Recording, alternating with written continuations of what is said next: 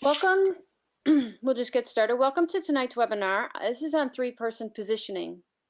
With postseason coming up, many of our areas are going to be covering playoff games with three officials on the field, and often you're going to have a table official as well. So we're going to review some of the basics of three-person, but we're also going to go into a little more advanced look at some positioning things, some focus, where you're focusing, and some game management as well.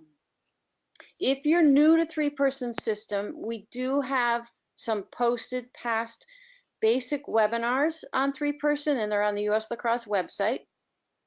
We certainly don't recommend that people try to learn three-person during playoff games. As you know, these kids have been working super hard all year, and we definitely deserve to give them our best. So during this webinar, there'll be a chat box, like I just said, and please be patient. I can answer questions through the first half. When I'm talking, I will have to just come back to them.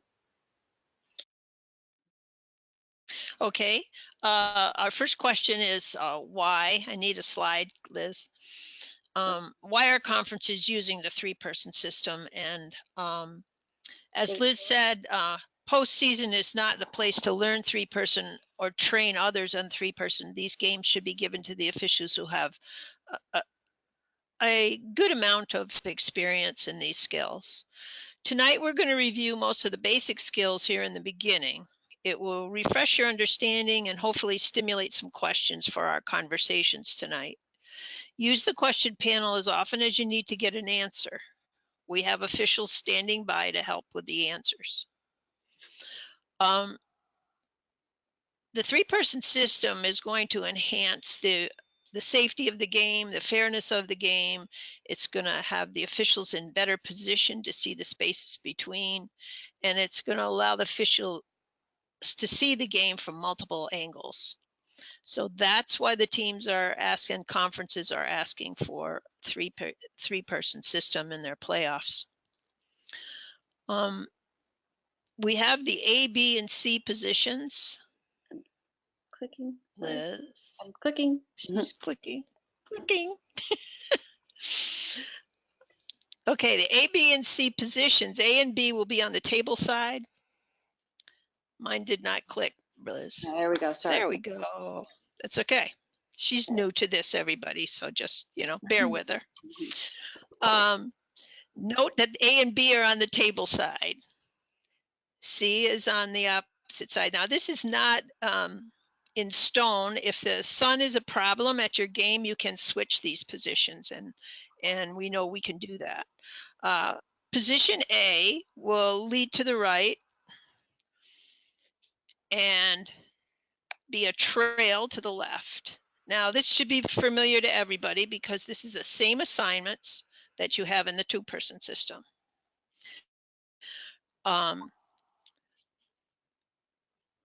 As far as restarts go on this screen, can you give me three people? There you go. Okay. Let's consider restarts in this three-person format as well. The A and B officials may have to call in transition and leave the restart. So if A calls the foul, they can leave the restart, whether it be a self-start or a whistle, to the transitioning A or B on that side of the field. Please do not whistle the foul and then run away, because without giving the other official an indication of who should be moving behind or away, even if it's a self-start situation, the ball carrier still has the option of waiting for the player to move to the proper position as dictated by the foul type. So she may stand there a while, and if you come up as the B official after the A's made the call, you have to know who is supposed to go behind or who is supposed to move away. So if you call the foul and then give it to the B official and you move on down the field, make sure you give the information to that B official. Then the B official will lead to the left and then will serve as a deep trail when the ball goes to the A end. So this is going to be a little new for newer people, but hopefully we have a good bunch of experienced people here with us tonight. Restarts again, the A and B will hand off the administration of restarts in their swim lane. So they're on the outside lane and they will hand off their restarts. Make sure that your partner has the pertinent information. Now, when we get to C, C will conduct all the draws and will act as a second lead and a second trail in both ends of the field. So when the ball's on her side, at this end of the field, she'll be the second lead, and when the ball's on the other side, away from her, she will be the second trail. C will escort the ball down the field, and A and B will, as A and B adjust for position. Each official will work in each position and have different responsibility. The team rotates every 2 goals. A moves to B, B moves to C, C moves to A. Touching on restarts here with the assistance of a C in restarts, can she assist in a restart? Well, yes. In a situation where the foul is called by A or B in the midfield and the play is transitioning to one end or the other, the C official, who is escorting play, may take, in quotes, the restart to allow the lead to quickly to get in position at her end of the field. So the C is going to have that capability as well as helping with the restarts. We have one other important job for the C official in transition, and that is that is picking up the restraining line from the trail, A or B, where appropriate. Don't forget that job as well. When we move into boundaries, C will have the entire sideline on the far side, away from the table, and will assist the lead with the coffin corners. The lead A and B will have the end boundary on her lead end of the field, as well as sharing the side boundary on the side of the field. The deep trail, A or B, will be responsible to move to the boundary to assist the lead when the call is deep in the lead's end of the field. By doing this, the deep trail allows the lead to stay in closer proximity to the goal and will be in position to make a call should a quick pass put the ball back into the CSA. Remember, all boundary restarts may be self-starts, even those that go over the end line behind the goal and are re-entered into the CSA. But we all know we have one exception. What is it? Which boundary restart is a whistle start? Ask the ref in the question box. If you know the answer, give the answer. We'll give it to you later. So our question is, which boundary restart is a whistle start? Okay, now the ball is in the critical scoring area. These are the arcs of movement. Let's consider when there is play inside the CSA. Notice the location of the ball, and the arc of movement is the general movement of officials in each of these positions. They will move, of course, in relation to the location of the ball. So as the ball moves, you move. The deep trail and C are going to try to move together so that the center of the middle of the arc is covered.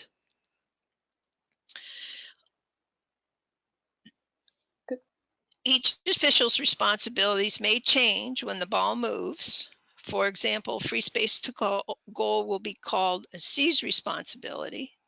And in that responsibility will go over to trail when the ball moves in front of the trail official. And then C will be off ball. Restarts in the CSA going in or out are usually the lead or the old lead's responsibility. But if the ball is way out on C side, she's capable of doing those restarts also.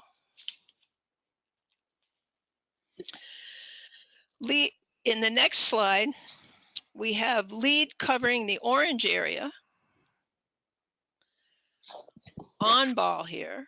Notice where the ball is. The deep trail in the blue square, it could extend farther down. These are not permanent areas, as we all know. It depends on where the ball is, but you need to know your responsibilities in these areas. Like on these squares right here, the C official obviously is going to take some things from the lead official if it goes down into the coffin corner, and then she has a good view of the spaces between those players. And then the deep trail would move over to help cover the middle for free space to goal. And the little warning sign there is that it depends. It depends where the ball is. It depends the situation in the game. So don't take these as borders of your coverage. This is just a general idea of where you should look, but don't stop looking beyond it. Everything is going to overlap in the game, and you're going to help each other with that. Okay, the responsibilities. Please note where the ball is before we list these responsibilities here. Each official has specific responsibilities. Now, some of them are the same as you would notice in a two-person game, but we're going to share a few things here. So we're going to do the first, the lead is going to be on ball. And why is she on ball in this situation? She's in quadrant 1, the ball is in quadrant 2. She has on-ball responsibilities. She has a goal circle, fouls after the shot. The lead also can call free space to goal. If it's in close, she can call any picks that she sees on the ball. But her basic responsibility with the ball in this position is on-ball fouls. The next person, the C, with the ball in this position, has all the off-ball calls, the holding, the detaining, picks, the whole list there. Dangerous follow through, dangerous propel, fouls after the shot, and restraining lines. She's got quite a list to go by. That's because of the position of the ball. Now the deep trail, her main purpose, his main purpose, is free space to goal or shooting space, and all of those off-ball fouls. Notice we don't see any on-ball responsibility to the deep trail. Now, this might happen if the ball comes way out in front of her. She certainly can make a call. We all have to help each other with that. But know your responsibilities based on the position of play of the ball. And again, there's our warning sign, because if the lead gets out of position, nobody says that the C can't call an on-ball foul, even though it's over here. Maybe the person is headed towards C and they can see it better than the lead. So it all depends. That's the word of the day. In the next slide, we're going to see the ball on the other side. So we have a little change of responsibilities. And in this particular location, if you could click up. Okay, we're going to start. See the star at the top, everybody? The C is on ball. She has free space to goal or shooting space. And then all of her other responsibilities are still there. They're just in a different order. Okay, so your list changes. Some things come to the top, some things drop to the bottom when the ball is in different positions around the arc. And then the next responsibility is the lead. Notice where her on-ball responsibility went from the top of the list to the bottom of the list. But she's always on ball. We know that. She knows where the ball is. She's on ball, but she can call any of those other fouls that she sees because she's off ball on this side. So she can catch picks. She can catch follow-throughs. She can catch all kinds of fouls. So note on-ball, off-ball responsibilities. Now, the deep trail is still off-ball and has the same responsibilities. So when you run down the field and you end up to be deep trail and you're 5 or 6 yards below the restraining line, make sure you know what this list looks like. And make sure your eyes are off-ball. I think everybody finds that the hardest part is not to follow the ball. So these three lists, which fluctuate depending on where the ball is, You have to pay attention to it. Now, we don't have a slide for the ball in the middle, but I want you to consider the following. If the ball is in the middle of the arc, who gets what? What direction is the play going? Is it going towards C? Is it going towards the lead? So who can see the spaces between? Who's looking at the back of the player? If you're looking at the back of the player and the ball is coming down the middle, you should look for fouls on the back side of that player and continue to look off ball for shooting space or any picks. If the lead can see the front of the player, the lead can capture what's happening between the defender and the ball carrier. So you have to make some decisions there. Where are the other players? Am I blocked out? Now, we've all seen the ball come down the middle and there's a big stack in front of the C official and she's watching all these picks and everything. Well, somebody's got to take the ball carrier going down the middle. So you've got to be alert to the fact that your partner might get blocked out. So you've got to be ready to take over so that you can swap these responsibilities. Who has the best angle to see free space? Who has the best view of the space between the player coming down the middle? You may need to peek at your partner and see what they're focusing on and then take up the duties that aren't being covered. Or indicate to your partner that you will take the stack and have them take the ball, even though it should be your responsibility. You've got all these players stacked in front of you. You can do a head nod, you can point your finger at the stack and say, I got this one, but try to make sure we never have 6 eyes on the ball. So we're going to move into a little bit different look at those. That was kind of a basic look. So 3-person as opposed to 2-person, we're just simply going to see more fouls because we have more eyes on the game. We're going to talk a little bit about seeing the big picture versus the small picture and how the 3-person system allows us to cover both of those at the same time. And it's also going to lead to better game management. And I'll give you some helpful hints about managing the game, especially when we get into the postseason where it gets a little more intense. So we're going to talk a little bit about improved vision. Our focus will be on how we improve our vision and ability to communicate in the 3-person system.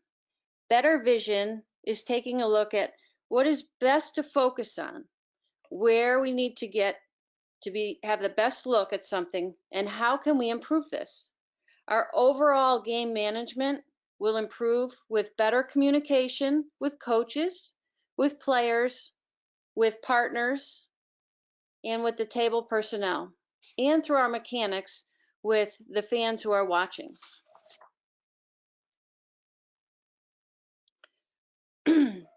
Basically, our foul recognition really improves in these 3 areas. So we now have a 3rd person to help with managing the draw, which is very challenging with 2 people, especially when you're waiting for possession. Adding a trail along with RC allows for better recognition of shooting space, and it improves the angle that we're used to seeing the cone within what we're looking for, somebody standing within the free space to goal. In transition, we can work together to cover offsides. Like the ball may travel up, I have some examples of this, the ball could travel up the AB side, and so like Maggie just said, the C may take a look at the restraining line violation. The other thing it improves is our ability to see during and after the shot so that the shooter and the defenders are safe. The ball goes to goal. It's okay to sometimes, when the ball is actually going to goal, to have the eyes all in that area because we gravitate towards the shooter, looking from different angles for follow-throughs, propels, charges after the shot possibly, or if the shooter's being fouled after the shot.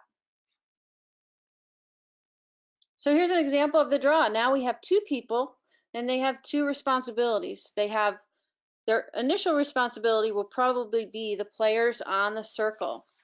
If C is responsible for the draw and any fouls that have to do with the two players taking the draw. A and B are going to watch to see that the two pairs on the circle don't jump in before the whistle. They're also going to watch to see that the other pairs don't come in before possession is gained. Now, one thing to think about is if the ball goes off the draw directly towards A or B, let's say A, the ball goes way over towards A and you've got the six players coming to play the ball towards A, then C is going to need to take responsibility of that restraining line, just as if it was going towards B.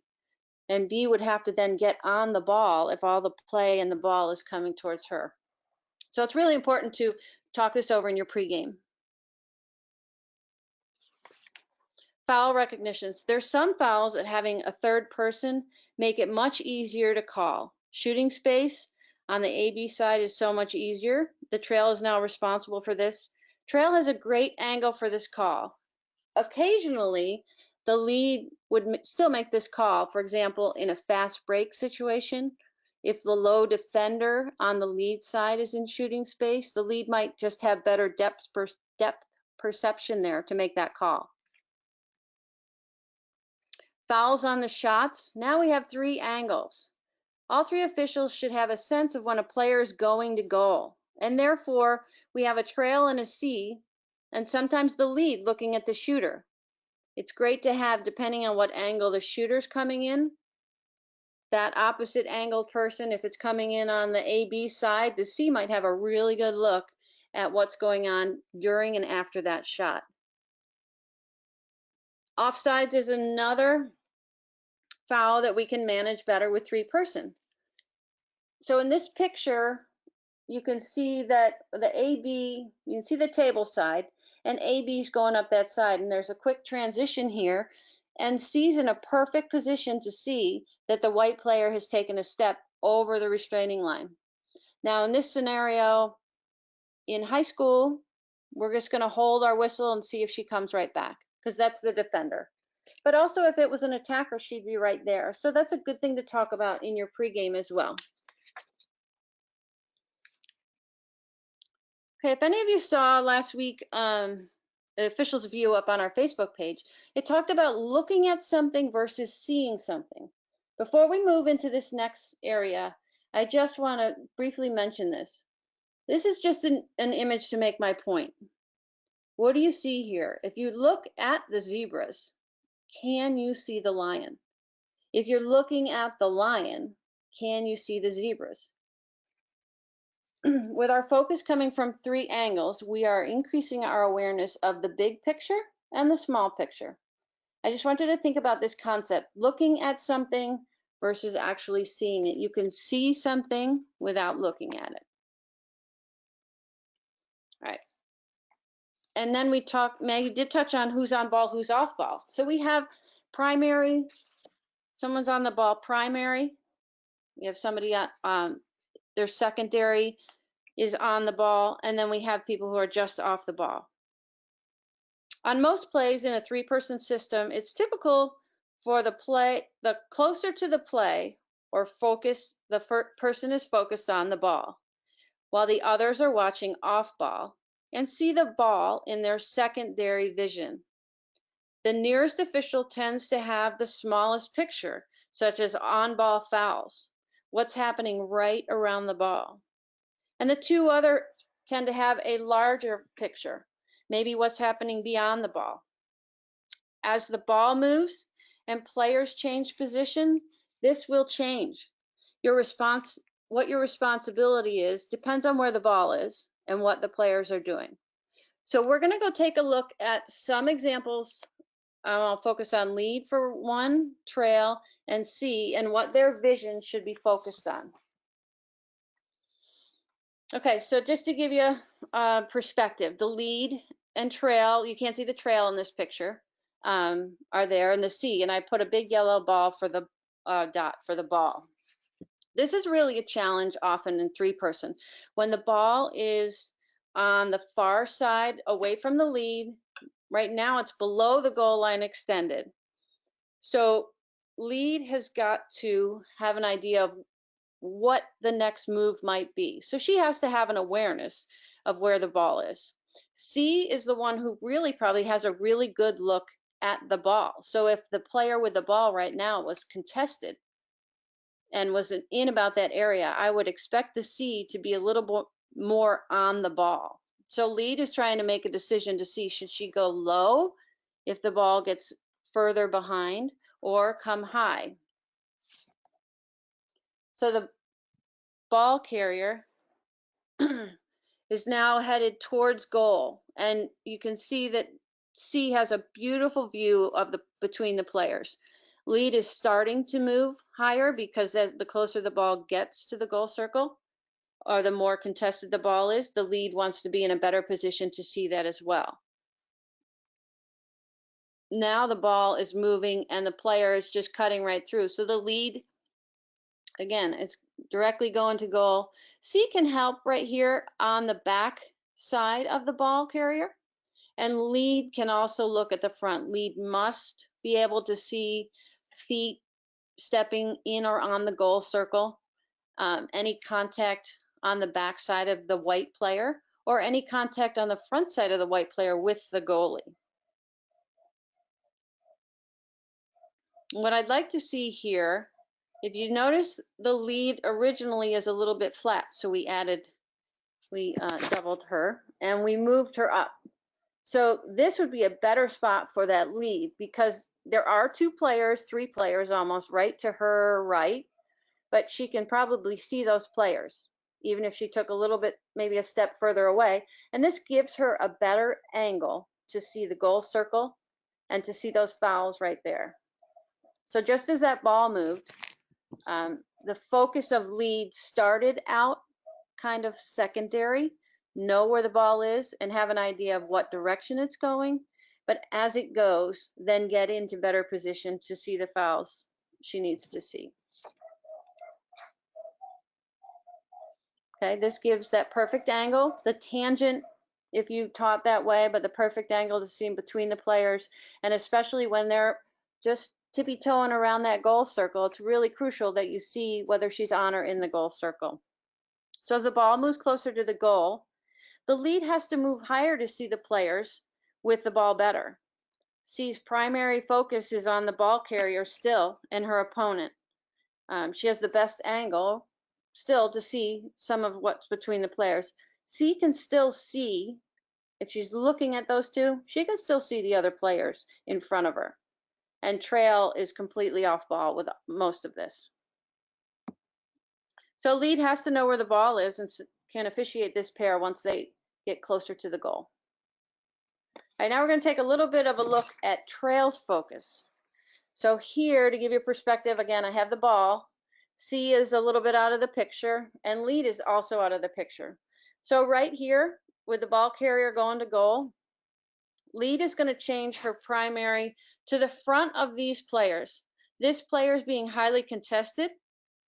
C can see the backside of those players. She can see also has a whole group of kids on her side of the field.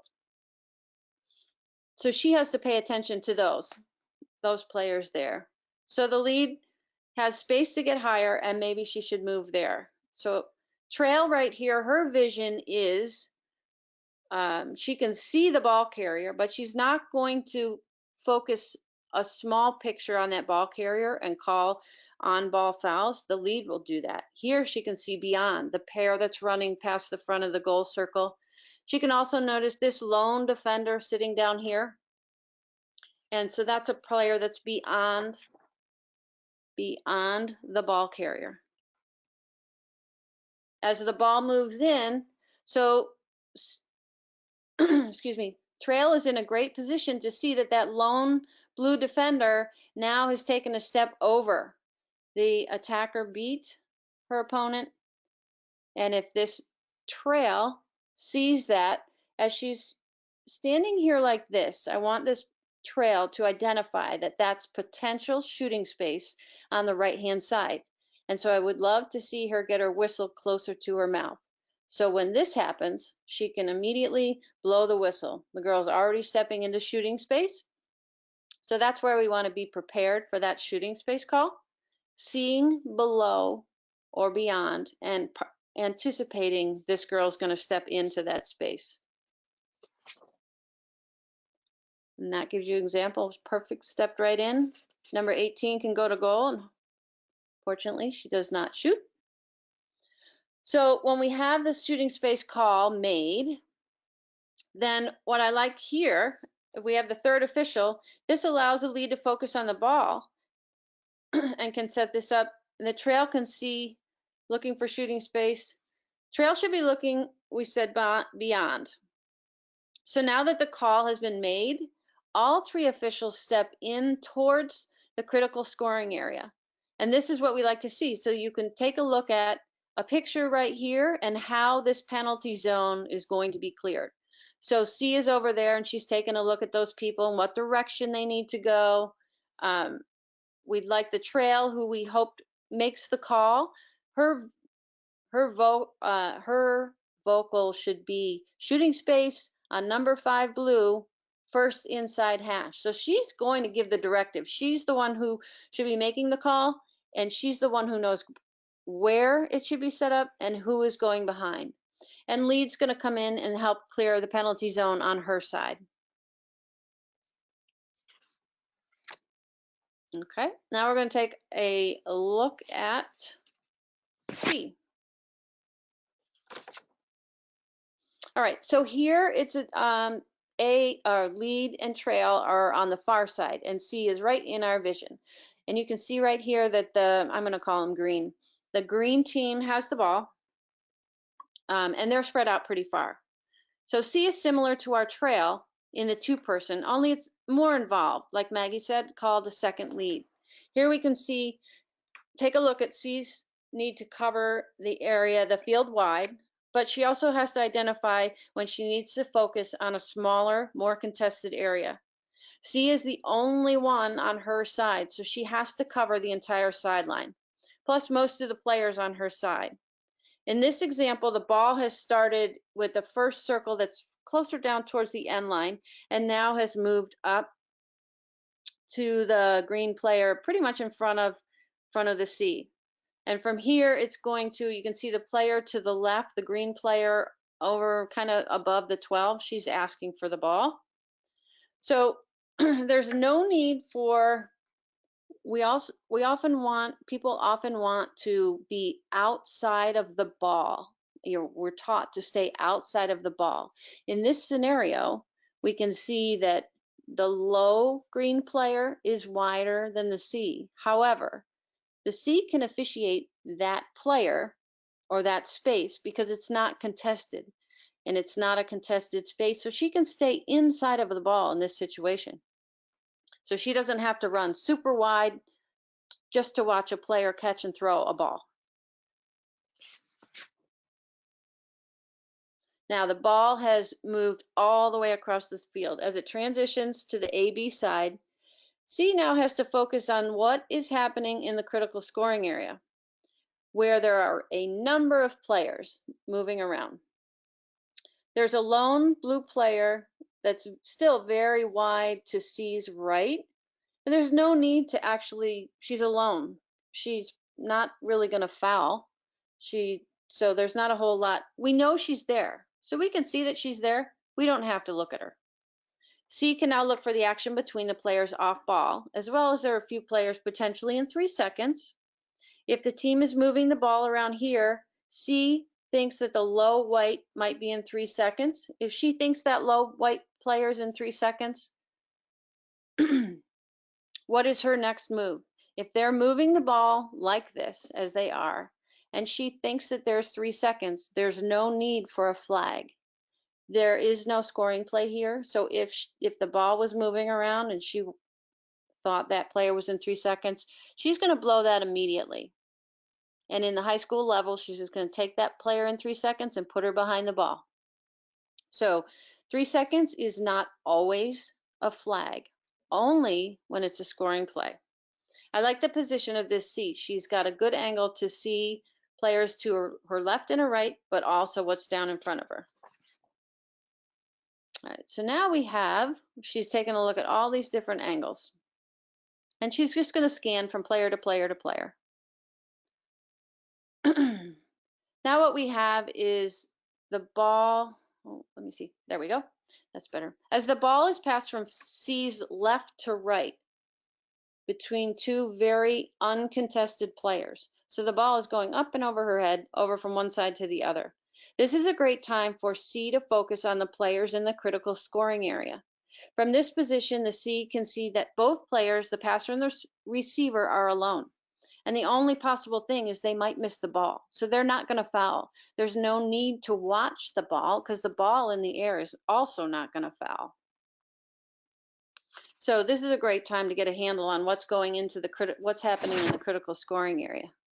And as you can see, C just changed her focus and it turned to see what is happening with the ball. She wants to see that the ball is being caught. And if you can look right at those players right at the top of the 8-meter, she took her eyes off of that, and then we have some monkey business going on. So we can see that the player's catching the ball without looking at it. So you can keep her focus on those players, and she would see she's looking here, but we have a big foul right there. So there's no need to watch somebody catch the ball. Okay, and she's still focused. Now the girl, the green player to the right, is passing the ball back, and she remains focused here. So the C missed this entire foul that happened in there because she was watching a player catch the ball or pass the ball. Here she could see that without looking at it. All right, I want to move into communication. I know there's probably 100 questions, but I will get to those when we get towards the end. All right. With 3-person crew, we can enhance our ability to manage all aspects of the game. Communicating with the coach throughout the game is intensified as these games become games where you win or you go home. You have to have a plan and thoughts about handling this while you are calm. Practice, understand what you're going to do in a calm setting so that you can manage this when the setting gets intensified. We have the ability to increase our communications with the sidelines, including the coaches, the sub area, the timer, the scorer. This tends to bring up some calmness. If we are communicating and answering them, that tends to de-escalate some of the issues. Oftentimes we'll have also a table official. A table official is also used to help with some of the sideline management. And time management starts with our timers and how we need to know from them what they know, what our crew knows. We have 3 sets of eyes. We can certainly take care of the clock awareness. So communication and management has to do with all these things. How do we interact with the sideline, with ourselves, with our partners, and with the scorer and timer, and actually keeping track of the clock. So let's go into communicating with coaches. So we got to keep this simple. Coach asks us a question. We want to make sure we acknowledge that somehow. Just acknowledging the question sometimes will de-escalate the situation. If there's a question that we can answer quickly, do so. If we then decide, assess what's going on. We can answer a question and then what continues? Are we being badgered? Are they hearing our answers? Are we now trying to be intimidated? You have to assess what that is happening to you. And finally, have a plan of action. If you were warned, you have tools to make the action stop if you've warned the sideline already. Know what to do when carding a coach. There's a section on page 67 in the rule book. You should know coach misconduct inside and out, because when you card a coach, there's Larry. When you card a coach, your heart will be racing. So if you know the situation and you know the procedure, when you're calm, it'll come to you when you're a little nervous. All right, so acknowledging. How do we acknowledge them? We hear a coach, we can give them a head nod, we can peek over. I know the collegiate level, they say do a thumbs up. You can also just say, I hear you, coach. Then we need to identify what we need to respond to. We have coaches who will ask a question Then we have coaches who will continue to ask the same question over and over. So we need to know what we're responding to. Are they questions or are they becoming comments? When we answer a coach, we always want to use the language of the rules. We definitely want to keep it brief. We don't want to go into some long dissertation. And we do not want to get in a debate. I think sometimes it's easy for officials who know that they know the rules a lot better than a lot of the officials, or the official or the coach is describing a rule that isn't actually true. There's no need to get into a debate here. Arguing is not going to be productive in this situation. So we're going to assess what's going on and see what our action is. We have a coach. What was that call? Simple answer. If you know what it was, it held stick. Or if you don't know what it was, oh, I'll find out and get back to her. And do so. By the time you go back, half the time they don't remember even what they asked you. Then we might have a coach that's saying, that's an empty, that's a held stick, that's across the body, that's a this, that's a that. So we're going to assess that, and what can our action be? That's when we don't want to be distracted. We don't want what the coach is trying to do to distract us, intimidate us, or make us try to make calls for them. So at that point, I would say that is enough, coach. I've also said something to them like, coach, you're here to coach your players and not the officials.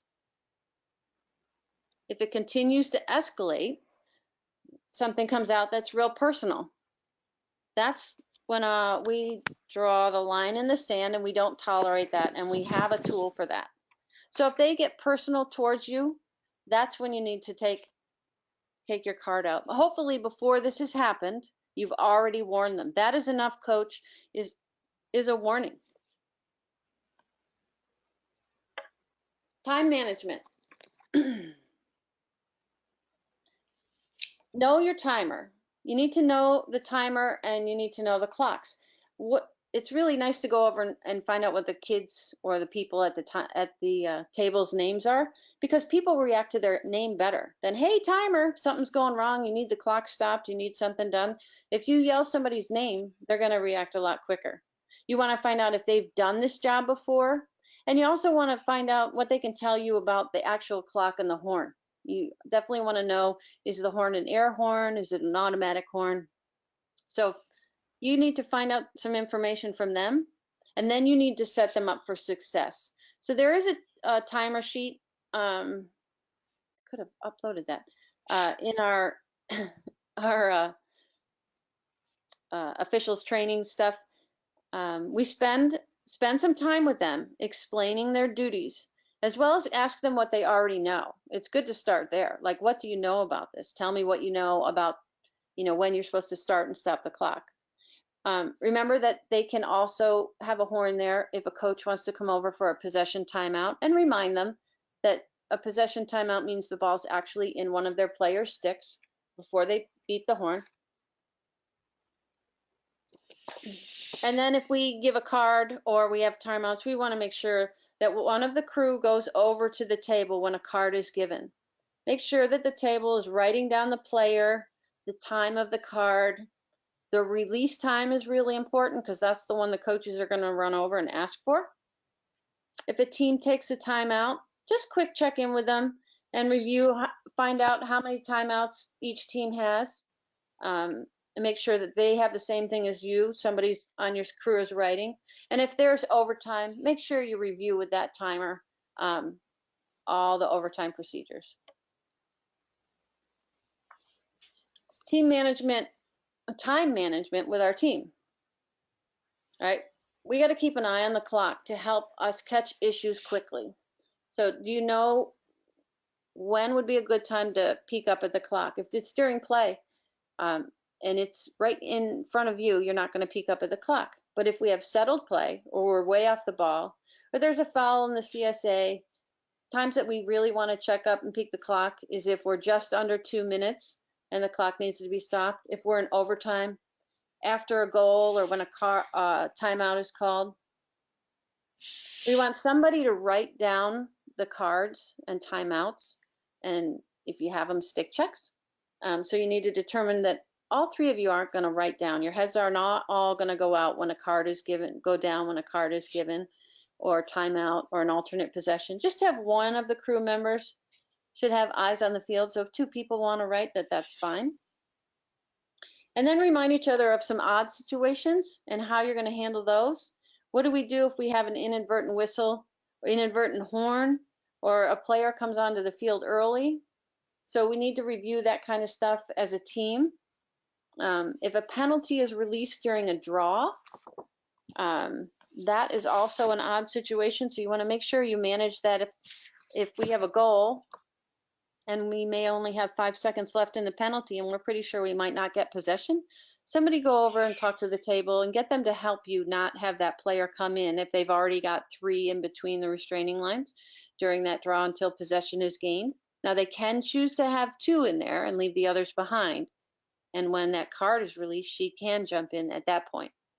Also double check if you have a card right towards the end of halftime or right before, if you have an overtime, that card is going to carry over. Make sure they know who's sitting out in the chair when you start the second half, how much time is left on the card, and what is the release time on the card.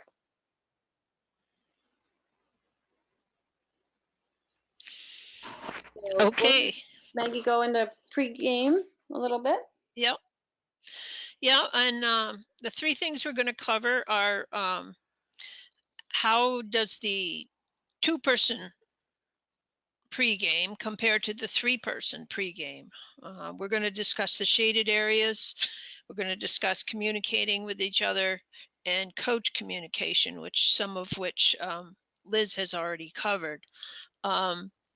So when we go into the first section, discussing the shared areas of coverage, we're going to start with the draw. Could you click that, Liz, for me? Yep. I was starting to answer questions. That's okay. Double duty. Okay. On the draw, you're going to count the number of players before the draw. Make sure. Now, it's only necessary to have 12 players on the field at the draw. So after that, if they want to play with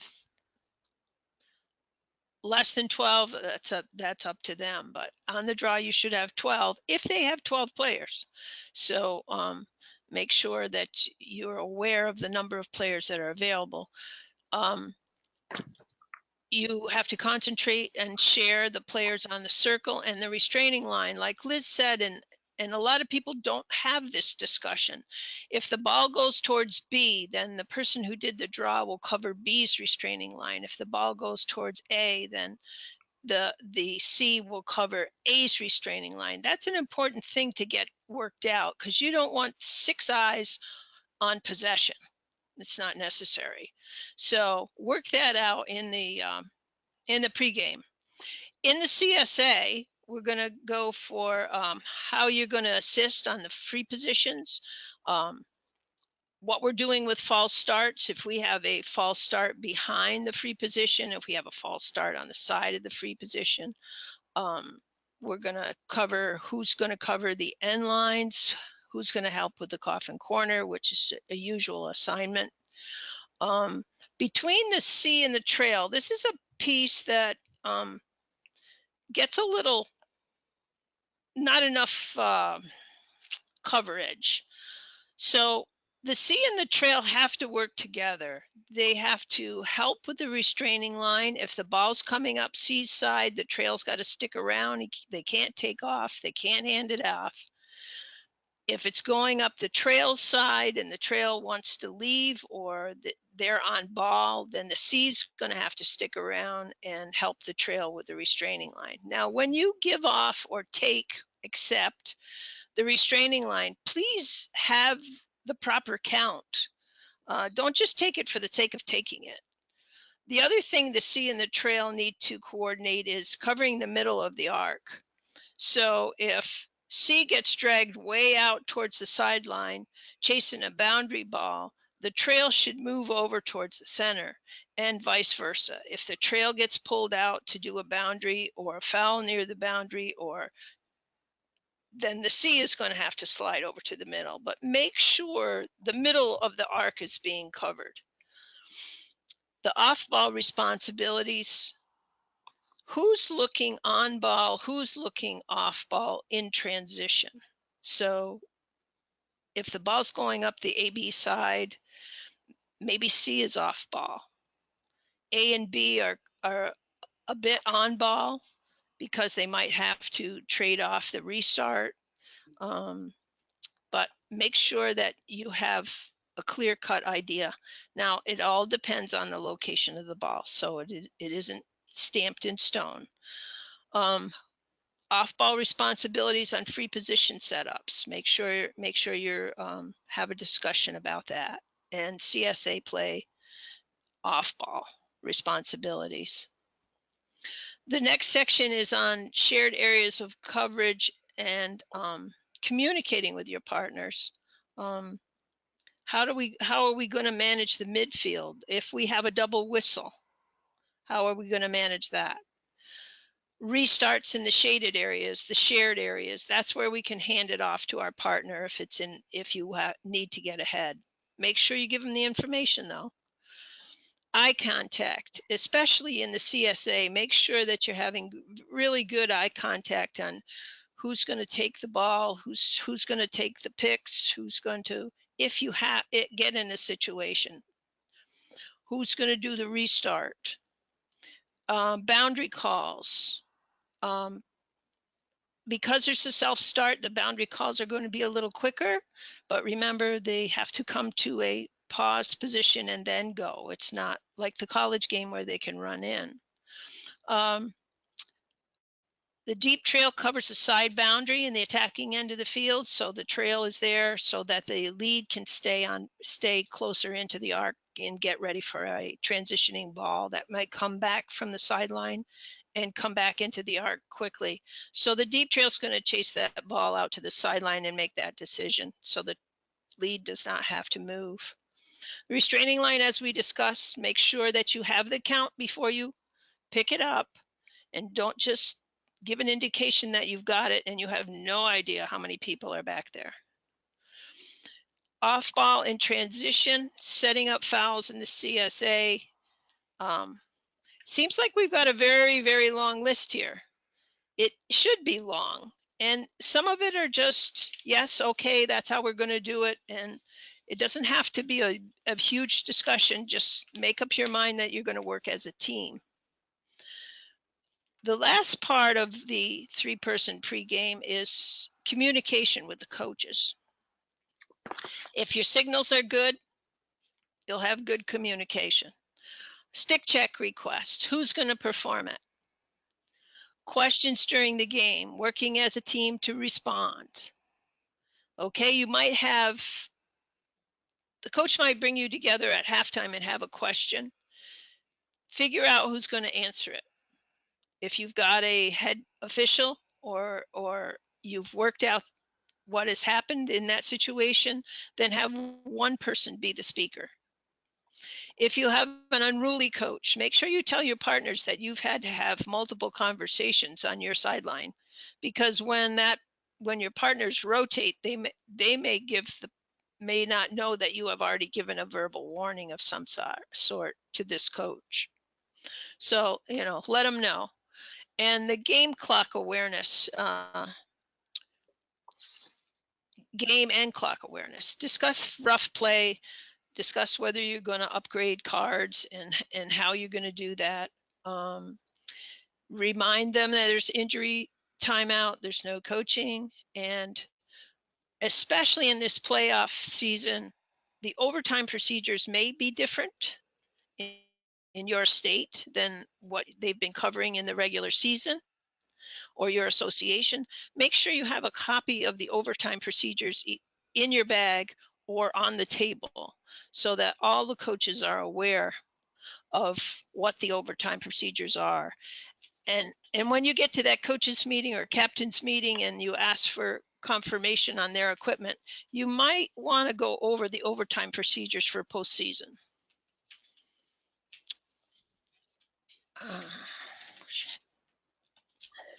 During the game, we have to have really good teamwork. Check in with your partners throughout the game. Be sure to check in with them. This could be just simply eye contact, arm signals, or a quick comment after a goal. Make them quick so the players are not waiting for you at the draw. You may have incidences where the clock will be stopped for something unusual.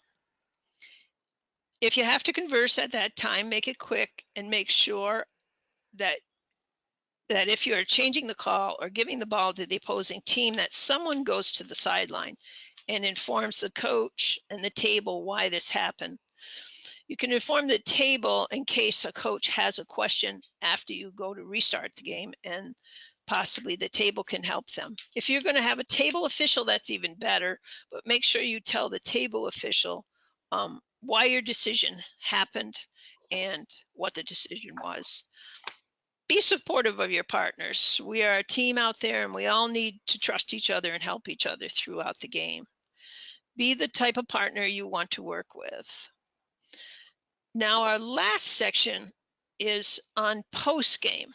And the one thing I can say to you is, in capital letters, have one. Make sure you have a post-game.